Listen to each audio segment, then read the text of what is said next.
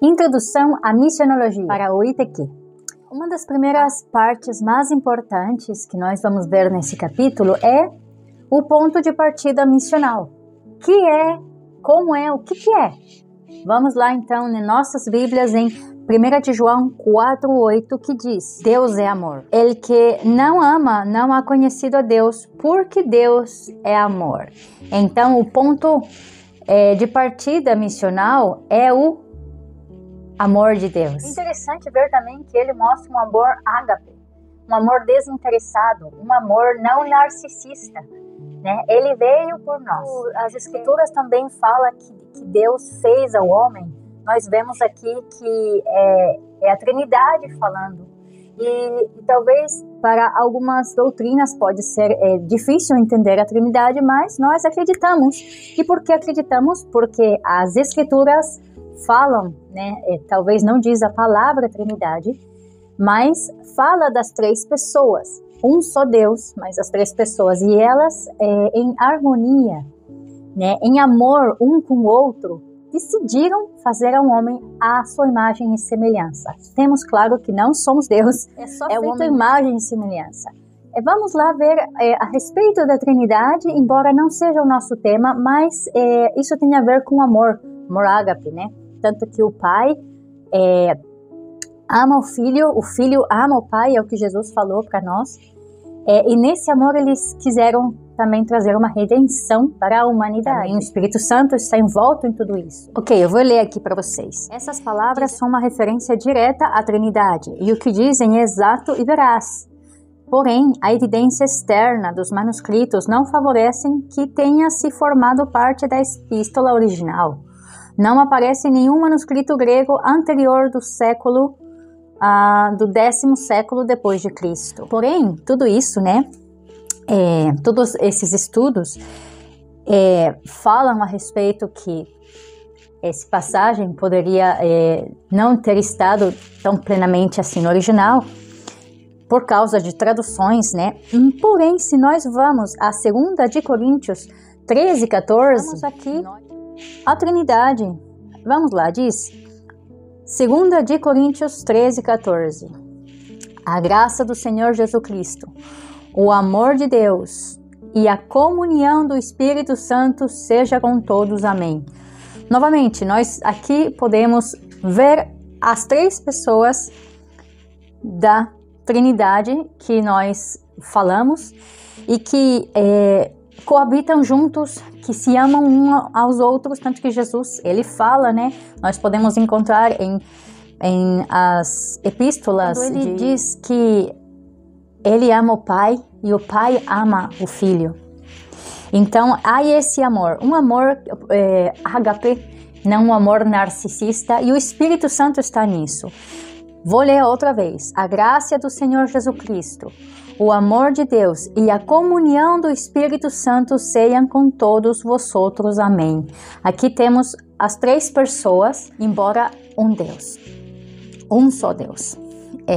E aqui, porque eu quero dar ênfase em tudo isso, porque aqui nós podemos ver o amor de Deus, que ele é ágape, não é um amor narcisista. Então é importante entender essa comunhão que tem o pai com o filho, um filho com o pai e o Espírito Santo dentro de tudo. E esse mesmo amor que coabita neles é o que Jesus quer que nós façamos. Tanto que Jesus fala, né? Amem uns aos outros como eles se amam, né? O pai e o filho. Então ele leva isso também para nós. Porque se nós não fazemos assim, nós não estamos mostrando quem é Deus, porque Deus é amor. Diz Jesus também que eles são um, assim como nós somos um, né? Que a igreja tem que ser uma, tem que estar unida. E para estar unida de verdade, tem que ter amor. E Deus é amor.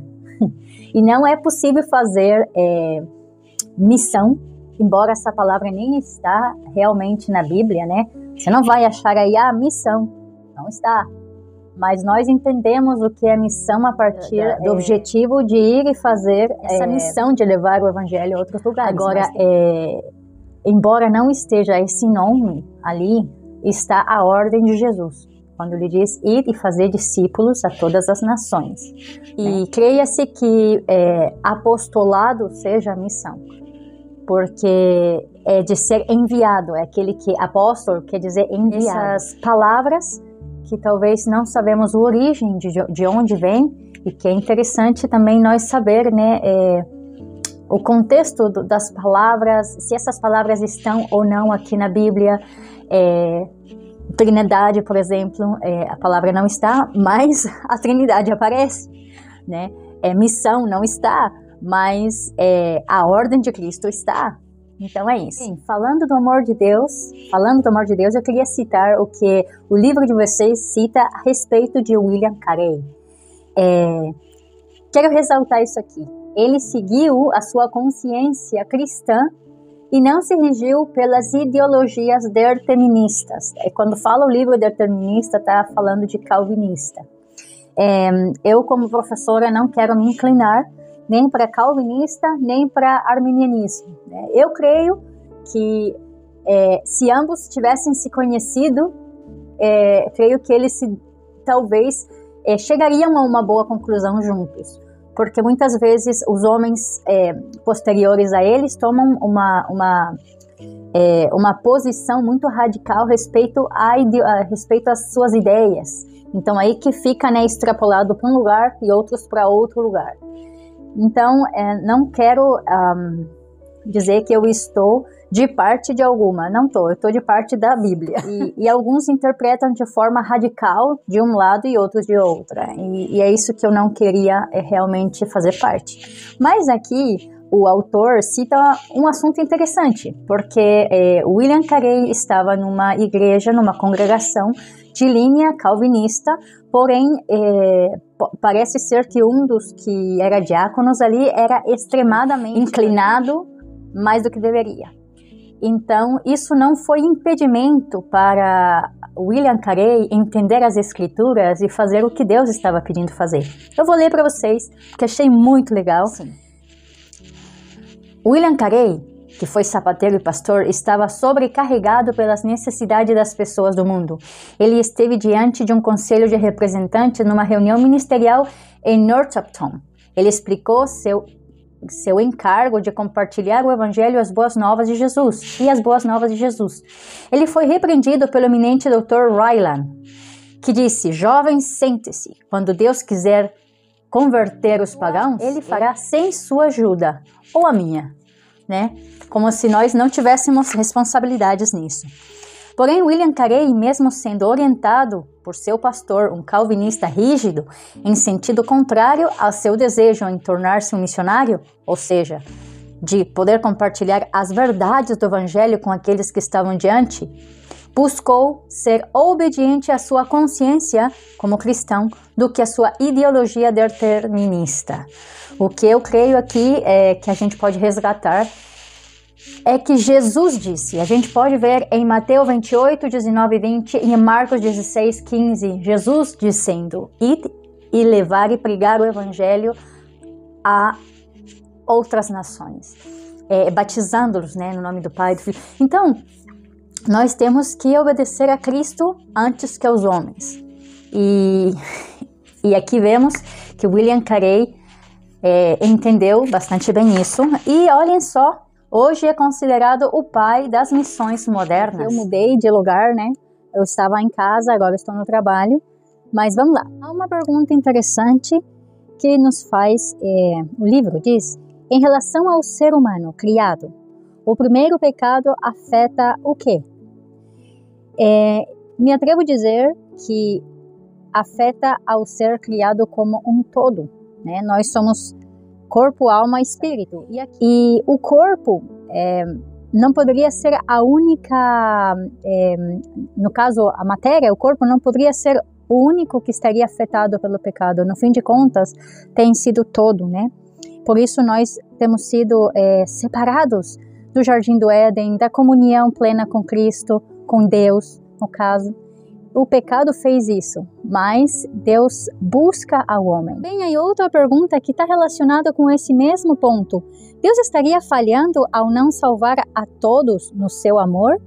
É uma pergunta interessante, porque às vezes, né, as pessoas querem buscar justificativas ou então não entendem a bondade e o amor de Deus. E esta poderia ser um questionamento, assim, mas Deus no seu amor não poderia salvar a todos então, né? Porque o pecado, a queda, nos apartou da comunhão com Deus. E isso daqui afeta ao ser criado como um todo. E para ter essa salvação, por que não pode ser todos então? E aí que tá, porque Deus é justo, né? Deus é amor, mas no seu amor há justiça. E essa justiça nos trouxe a redenção em Cristo. Mas essa justiça também nos dá a capacidade de buscar ou não buscar a Deus. E não só a capacidade, o amor, ele não força, ele não vai te obrigar. Então, no amor de Deus, ele deixa você também tomar a sua escolha. Embora ele já escolheu, né? Aquele papo arminiano e calvinista. Por isso, gente, eu não quero ir nem para um extremo, nem pelo outro, porque vai dar ruim. Mas aqui, essa pergunta, essas duas perguntas aqui, cabe um pouco essa situação. Eu vou dar o meu ponto de vista. Eu creio que, segundo o que tenho estudado das Escrituras, é que Deus já sabe o futuro. E Ele nos escolheu, porque as Escrituras revelam isso, não em um versículo, em vários versículos, que Ele nos escolheu. Antes da fundação do mundo, Ele já nos escolheu. Mas temos que lembrar que Deus, Ele é atemporal, Ele é soberano, a todos os atributos, qualidades que Deus tem, que nós não temos, embora sejamos feitos à imagem e semelhança de Deus. Não somos Deus, então não somos atemporal, não sabemos o que há de passar lá na frente, mas Deus sabe. E como Ele sabe também nossas escolhas. Agora, quem buscou ao homem é Deus, né? Não é que nós fomos, Ele veio a nós primeiro. Por isso também aí no capítulo de João, 1 de João, que fala do amor de Deus, deixa eu lembrar aqui, 1 de João 4, fala que nós amamos a Deus porque Ele nos amou primeiro, quer dizer, Ele veio a nós. Mas aqui está também a justiça de Deus, o amor de Deus, Ele não vai obrigar a quem não quer estar com Ele. Então Ele é galardonador daqueles que o buscam. E isso está em Hebreus 11, 6. Então, a justiça de Deus que tem que ver e está ligado com o amor de Deus. Não é que exclua, é que nós mesmos, em nossas escolhas, estaríamos excluindo a Deus de nossas vidas. E isso vai pesa. É a decisão mais importante que nós temos. Então, faço esse parênteses porque o livro também menciona um pouco sobre esses fatos, e quando faz a pergunta em relação ao ser humano criado, primeiro pelo pecado, afeta o quê? Então vocês aí já podem nortear qual seria a resposta, né? O ser criado como um todo. O pecado tem afetado todo, corpo, mente, alma, né? Tudo que Deus fez, o ser humano em si completo. E Deus, Ele quer salvar a humanidade toda, Ele quer, Jesus veio por isso, mas o seu amor nos dá liberdade, e isso está ligado com justiça também. Depois, na redenção se culmina a grande expressão missional. Isso daí é muito fácil entender, porque sabemos que foi o sacrifício de Cristo que deu a nossa redenção, né? Tanto que Jesus na cruz, as suas últimas palavras foi: consumado és, né? Tá feito. O que é para nós ter a salvação estava feito naquele momento. Então, se culmina, onde se culmina? Na cruz. Por isso, quando ele diz as suas últimas palavras, consumado és. O que aconteceu pós a queda? A maldição veio sobre toda a criação. E isso é interessante refletir. Quem pecou foi o homem. E por que então veio sobre toda a criação. E aqui tem um assunto interessante. Se nós vamos a Gênesis 1:28, nós encontramos que Deus deu 2 responsabilidades para o homem. De se multiplicar e a outra era de ter domínio. E a palavra domínio em hebraico é kabaz. E você pode encontrar essa palavra também em Números 32:22 e Josué 18:11. Só que nesse contexto de Josué e de Números é um domínio de força, de violência. Já no contexto de Gênesis não está inserido dessa maneira, senão de dominar, mas como um reinado. Tanto que, se nós refletimos, Deus diz, façamos ao homem a nossa imagem e semelhança. Nós não somos Deus, né? Porém, a imagem e semelhança tem algumas coisas a ver com personalidade, com características, mas é só imagem e semelhança. Por exemplo, um círculo bem grande pode ter uma semelhança com um pequenininho, porque é um círculo pequeno, não é um quadrado nem um triângulo. Eu quero dar esse exemplo para entender a imagem e semelhança. Agora, Deus, na sua soberania, Ele é Rei Todo-Poderoso dos céus e da terra. Quando faz ao homem a sua imagem e semelhança, né, aquela, por dizer, que eu dei o exemplo de um círculo grande e um círculo pequeno, tá? Então, nós vamos fazer aquele círculo pequeno. O homem tem domínio sobre o que Deus tinha criado e colocado ao homem ali, né, no Jardim do Éden. Era para ele tomar domínio de tudo isso. Como Deus tem domínio de toda a criação, nós não temos, claro, do universo, de todas as coisas, nós não somos Deus, mas Deus fez sua imagem e semelhança, colocou em este barro, neste vaso de barro frágil, né, que somos nós, e neste vaso de vaso frágil que somos nós, Ele fez essas semelhanças e falou para nós nos multiplicar e para nós ter domínio. Agora, como nós íamos ter domínio, é ali, naquele espaço que Deus tinha dado para o homem no início no Jardim do Éden. Tudo teria sido perfeito se o homem tivesse seguido as ordens do seu Criador, né? Tivesse sido um reino perfeito, abençoado, como foi no origem, quando o homem estava obedecendo às leis de Deus e amava. E bom, creio que há muitos ainda que amam a Deus, mas na grande maioria da humanidade não é assim. E o que acontece quando alguém não faz a vontade de Deus? Você vê que a forma de tomar domínio é com violência, e isso daqui é parte da queda, isso daqui é parte do pecado, e vemos que toda a criação está sujeita a isso, né? Porque nós, aliás, cedimos o nosso domínio para quem nos enganou, que é o inimigo. Então, o pecado tem feito desastres, não só no homem e na mulher, que foi o responsável da queda, mas em toda a criação, na terra, nos animais e em nós. E pós a queda, temos o que o pecado fez, né?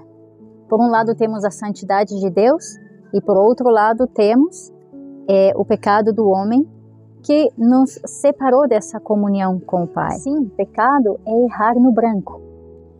E já a santidade é estar apartado, é perfeito, né? A santidade de Deus, não há espaço de erros na santidade. Então é incompatível o pecado com a santidade de Deus. Isso fez nos estar separado. Então, o aspecto que molda após a queda é a santidade de Deus e o pecado do homem. Assim como Deus tem se movido hacia aquele que está perdido, porque Deus é amor, nós estamos chamados a fazer o mesmo. Esse foi o último mandado que Deus Jesus a nós. Está em Mateus e Marcos, no último capítulo. Id e fazer discípulos até o fim do mundo, a todas as nações. Claro está, há que começar no seu lugar local, né? Tanto que aí diz em Jerusalém, em Samaria, né, até o fim. Então, começar em casa, começar na cidade, mas se Deus te chamar para fora, porque se Jesus não tivesse saído lá do céu para chegar até nós, nada tivesse acontecido. Se não tivesse um William Carey né, que foi até a Índia, muitos lá não tiverem conhecido o Evangelho. Ou então, se os primeiros cristãos lá na Ásia, né, no Oriente Médio, não tivessem ido aos diferentes pontos que já conhecemos, muitos deles foram para a Europa, né, temos as cartas de Paulo aí, o Evangelho não tivesse dado a semeadura e fruto que deu na Europa, e da Europa que veio para a América. Então, essa foi a último mandado de Jesus. E a igreja, não é que todas as pessoas da igreja têm que sair, mas a igreja tem essa responsabilidade de levar o Evangelho àqueles que estão perdidos. E esse é a chave e o principal desse capítulo. Assim como Deus se moveu ao perdido, nós temos que nos mover. E o chamado aqui é para nós. Deus está nos chamando onde? Primeiro, nós temos que servir em casa com os nossos, né? Tanto que Jesus fez assim quando ele esteve aqui na terra.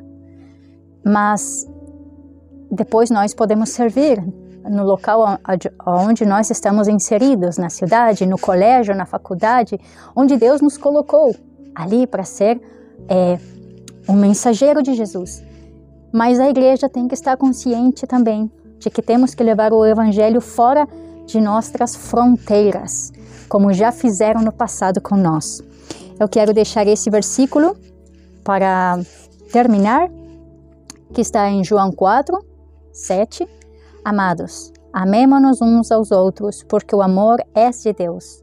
Todo aquele que ama é nascido de Deus e conhece a Deus. Então nós que somos filhos de Deus, a imagem, a semelhança, temos que levar esse amor. Aquele que não conheceu a Deus, não conhece esse amor ágape, o amor que Deus tem, ágape, que é um amor incondicional, um amor que não é como o amor eros, o amor filhos, é um amor diferente. E esse amor só é conhecido quando você conhece a Deus. Então, nós como igreja temos que ir àquele que ainda não conhece esse amor e talvez não vai nos amar, né? Porque também aqui diz que nós amamos a Deus porque Ele nos amou primeiro. Então, esse é o nosso chamado.